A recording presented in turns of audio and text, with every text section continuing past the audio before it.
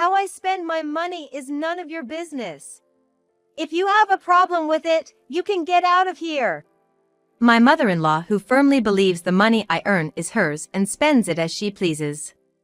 And my husband, who simply turns a blind eye and never even bothers to admonish her. Every day I lose a little more patience with the two of them. How long must I continue to live this way? Honestly, I've been at my breaking point. Fine. I'll do as you say. I'll leave this house. Please never contact me again. My name is Ruby, a 34-year-old remote worker. 2 years ago, I married my husband Matthew, and now we live together with his mother. Matthew was raised in a single-parent household, apparently had a hard time growing up, and told me he had endured countless hardships. I want to make things easier for my mom, Matthew would often say during our courtship, and I fell for Matthew because of his gentle side. Being an only child myself, perhaps because I was the sole recipient of my parents' love, I had feelings of gratitude towards them and wanted to repay them in some way. Maybe that's why Matthew and I were able to sympathize with each other on that point. Afterward, we, who had been co-workers at the same company, decided to get married after a few years of dating. We talked about various things for the future after getting married, like where we would live, or saving money to buy a house, but our workplaces were far from both of our parents' homes, and we didn't even imagine living together at the time. Also, the first time I met my mother-in-law was during our marriage proposal, and her impression was far from the kind mother Matthew always talked about. To be honest, I felt she was someone I should absolutely avoid. So, you're Ruby, Matthew's fiancé? You're not what I imagined. I'm disappointed. I thought you were a cute, petite woman with a lovely smile. Huh? That's what my mother-in-law blurted out, barely paying attention to the greetings. Sure, at 5 feet 6 inches, I'm a bit tall for a woman, and my appearance is more stylish than pretty. Apparently, I wasn't what my mother-in-law had in her mind. Still, I never imagined being critiqued on my appearance at a first meeting. Naturally, as this was our first meeting, I couldn't respond with a joke. I simply laughed it off and pretended it didn't bother me. With the cold atmosphere that ensued, I thought Matthew would come to my rescue, but instead, he just listened to his mother's story and happily chuckled. Is it okay to marry this guy? That was the first question I had. But from what I heard, my mother-in-law had never been sick and seemed to be in good health. Her hobbies included traveling and shopping, and she had a lot of good friends in the area she was accustomed to. Also, she seemed to be actively engaging with the neighbors, so even if I had married Matthew, I believed she wasn't the type to frequently impose on our home. On the way back from our first meeting with her, I casually spoke to Matthew. Your mom is really lively, isn't she? She's never been sick. She must be very conscientious. It looks like she has lots of friends around the neighborhood, so I guess we don't have to worry about living together. Well, yeah. For now, she seems fine and I think she's okay. I have been thinking that at some point, I'll have to take care of her, but that's a future concern. Taking his words to heart, I stopped talking about my mother-in-law any further. To be honest, it was probably more of a relief. Regardless of what kind of person my mother-in-law might be, as long as my relationship with Matthew is good, there's no problem. If the issue of living together comes up decades from now, I'll deal with it then. That's how I decided to think. Shortly after, we got married. We had talked about having a grand wedding, but due to our busy work schedules, we had to postpone it. If anything, Matthew was looking forward to the wedding more than I was.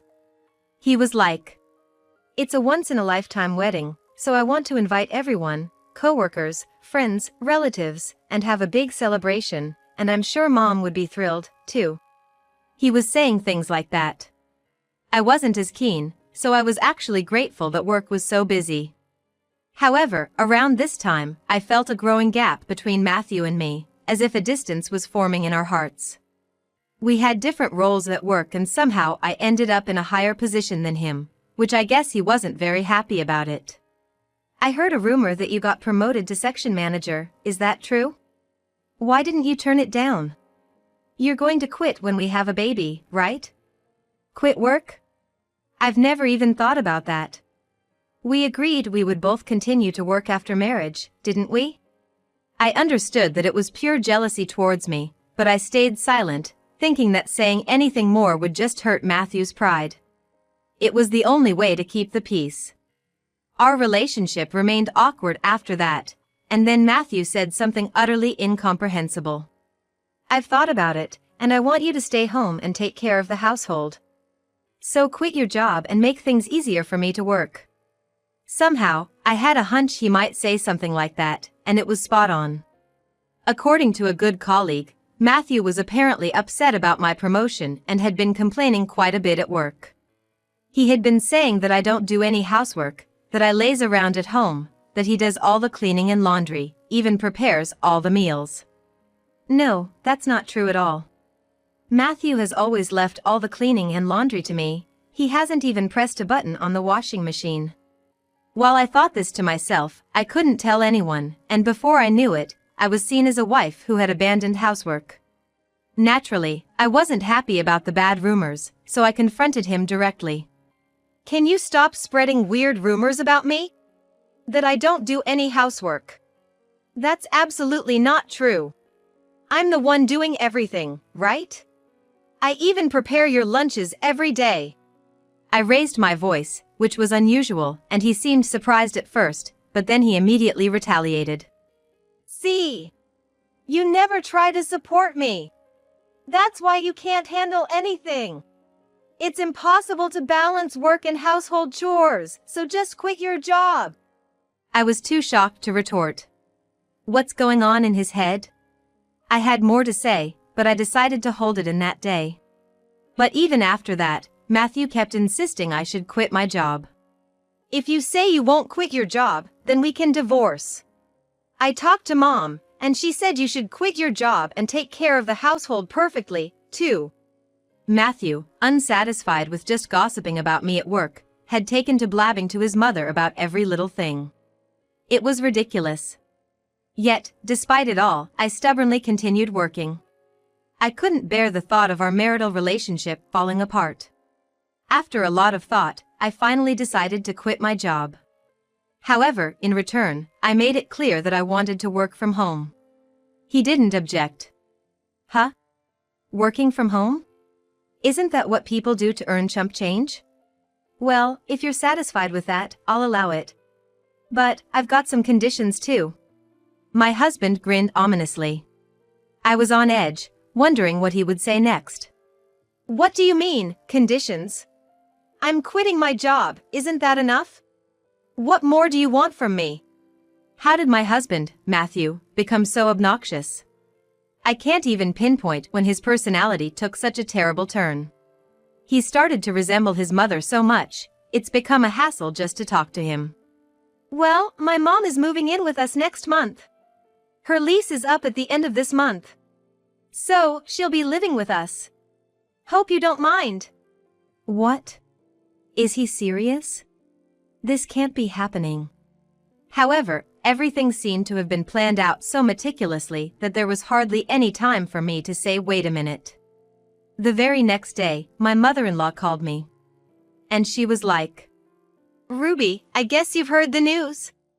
I'll be moving out of my place at the end of this month. It's all quite sudden, but I'm counting on your support. She sounded so pleased with herself. Matthew, too, seemed thrilled as he overheard our conversation. In essence, his plan was to have me quit my job and take care of the two of them. I saw through his scheme right away. His mother said she would move in at the end of the month, but sure enough, she vacated her apartment within a week and moved into our house. She didn't lift a finger to help with the housework and instead complained constantly. She was like, You should clean the rooms thoroughly. And, Your cooking is tasteless. Who taught you to cook? I'd like to meet your parents. My living hell began the day she moved in, and 2 years later, it's still ongoing. Before I knew it, my relationship with Matthew had completely chilled. I was treated as nothing more than a housemaid, taking care of the two of them.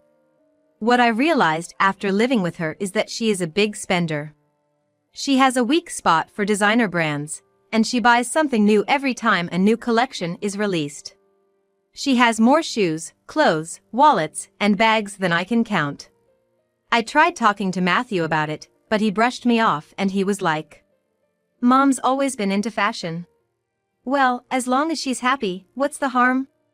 By this time, neither Matthew nor my mother-in-law were contributing a cent to our household expenses. Matthew was using the money he earned for himself and my mother-in-law.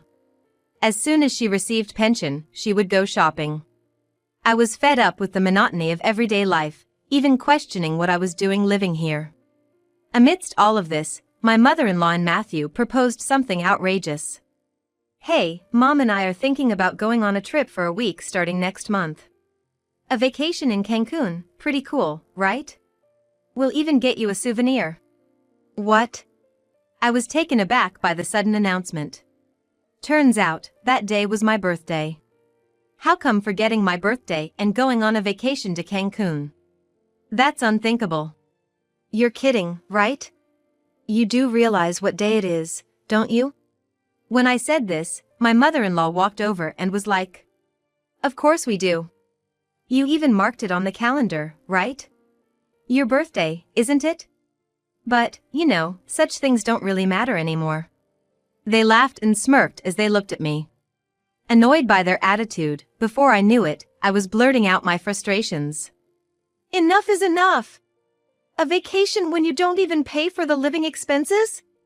I've been paying for everything these past 2 years. After all, you made me quit my job, isn't that strange?" My face was bright red with anger, and I felt I could barely control myself. But they didn't care. My mother-in-law was like, "How I spend my money is none of your business. If you have a problem with it, you can get out of here. There's no proof you've been earning money in the first place." That was her response. Even though they were living off the money they took from me and spending it as they pleased, they dared to say such things. And my husband, who ignored my mother-in-law's words and didn't even bother to intervene, was like, "You were the one being supported, weren't you? You might have had to use some of your savings recently, but don't get all high and mighty." I was fed up with these two people in front of me. How long do I have to live like this? Honestly, I'm at my wit's end. "Fine. I'll do as you say. I'll leave this house. Please never contact me again. Matthew, this is the end for us. We're getting divorced, a divorce." Perhaps they were waiting for me to leave all along. They were grinning as if they had succeeded in their plan. Then, to my astonishment, my mother-in-law was like, "Perfect. Actually, we called a locksmith today. We were thinking about changing the locks after getting rid of the nuisance." That's what she said. I don't know what kind of plan they had, but it seems they conspired to kick me out of this house today. Mom, that's incredible. I didn't expect Ruby to decide to leave at this moment. You know, she's unexpectedly tenacious. I thought we'd have a tougher time, but it's all good, isn't it? These two clueless individuals were seemingly expecting to live comfortably in this house once they kicked me out. As if it would go so smoothly. "In less than an hour, the movers will arrive, so can you pack your stuff quickly? I'll dispose of the larger items as bulky waste, so please only take what you need." Oh, sure. Okay. I don't mind you changing the locks. But, you both might want to get ready in various ways, too. I told them something ominous. Of course, they didn't seem to understand, and after that, I quickly left the house. After leaving, I had mountains of things to do. Honestly, I was so irritated that I was furious, but I was thinking of a way to calmly and carefully send these two to hell. Having made the rounds to various services, I decided to enjoy living in a hotel until I found a new place. I've hardly been able to afford luxuries before, so I decided to spend a few weeks in a luxury hotel suite. Feeling like a celebrity, I was excited about what was to come. And then, a few weeks later, I finally got a call. From the two of them, their voices sound completely desperate. "Hello? Hey. Oh, that's me, Matthew. Oh, hey. What's up? Have you by any chance received a bunch of something? They sounded completely flustered, their voices shaking. And it seemed like my mother-in-law was right there with him. I could hear a voice in the background. So? What do you want? Well, what do I want, you ask? You should know, right? We got a call from the lawyer about a divorce, and also an eviction notice within a week. This is too much, no matter what. I never even said I wanted a divorce. This is just too selfish. Let's make up each other. Matthew, about to cry, was asking for reconciliation, even at this point. From my perspective, I was like, what's gotten into this guy? After all, they forcibly took over the house I had been living in, changed the locks, and drove me out, and I was the one who owned the house. And my mother-in-law was pretty flustered, too, and she took over the phone to try to persuade me. Listen, Ruby, the divorce thing is a lie, right? Matthew and we didn't mean what we said like that. You understand, right? We just said it as a joke, but you're taking it seriously. Matthew's as Matthew does, but my mother-in-law is apparently quite an oddball, too. Well, I guess it's like the saying, the apple doesn't fall far from the tree, you know? Well, considering I was the one who got kicked out, there's no way I can make up with you. And all this time, you've been using my money, so don't mess around. Huh, but isn't that money what Matthew earned? Whatever I use the money my son earned on, that's none of your business, right? Even after explaining it before, she still seems to be completely clueless. She must have been under the impression that the money I earned belonged to Matthew. I couldn't help but let out a deep sigh when Matthew asked me as if something just occurred to him. Hey, just how much are you earning? It's strange that you own that detached house, and you've been living the same lifestyle even after quitting your job. I've never given you a cent, you know? It seems he finally realized it. And then, this guy just said it out loud. That he's not paid a single cent. Well, since we're going to be strangers anyway, I might as well tell him the truth. It'd be good for him to realize that the one that got away was a big catch. My earnings? I didn't really want to tell you, but I'll let you know. I make about $20,000 a month on average. I even paid off the mortgage on the house over the past 2 years. Actually, I've been the one supporting you and your mother all this while. What? $20,000? You're lying. There's no doubt that both Matthew and my mother-in-law must be regretting this. After all, you can't live a luxurious life on Matthew's salary alone. You see now? We used to work at the same place, so I knew roughly how much you earned. A net income of $2,000 was really tough, right? I was amazed that you even suggested to quit my job and became a housewife. Quite the character, huh? No, it's not like that. I'd been working hard, believing that I could become a department head like you someday. So, you know. It seems Matthew is under the impression that he's a capable man. He's never managed to get a position higher than a regular employee, despite being older than me, and it's clear from the company's evaluation of him. It seems like a waste of time even to bother with him. Well, I have no intention of making up with you. After all, your mother, who's notorious for her reckless spending, would inevitably come with you. I don't want to lose any more things. Just move out of the house as soon as possible. Please, Ruby. Listen to me, please. I apologize for all the horrible things I've said up to now. So, please. Despite them insisting, I have no intention of forgiving them. They really are persistent. Even my mother-in-law was like, Ruby, you can ignore me, but could you please make up with Matthew? I'll leave right now. Please, I'm begging you. This is a once-in-a-lifetime request. Look, I apologize for everything. It seems my mother-in-law was apparently crying. Of course I won't change my mind whatever they say. So, I told you it's impossible. Anyway, I'm busy, so I'll talk to you later. Irritated, I hung up the phone.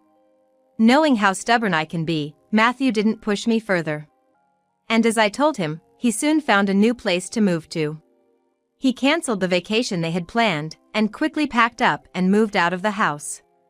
His new home is a rundown apartment that's over 60 years old. It creaks so much that it feels like the roof might fly off and the walls might collapse if a hurricane comes. Well, considering he's been living it up on my dime all this time, I guess it's about time he starts living a life that's more in his league, right? Afterwards, Matthew reported his divorce to his company. I heard that he was pretty much the laughingstock among his bosses. The boss was like, "You're such an idiot for not cherishing a competent wife when you had one." Right in front of everyone.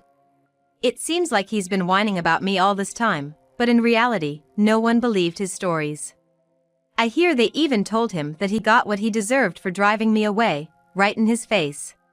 Hearing that story, I must say, was pretty satisfying. Ever since then, I've bought myself a brand new condo and I've been enjoying new life. With the freedom to spend my money and my time as I please, I'm planning to aim for even greater heights in my career.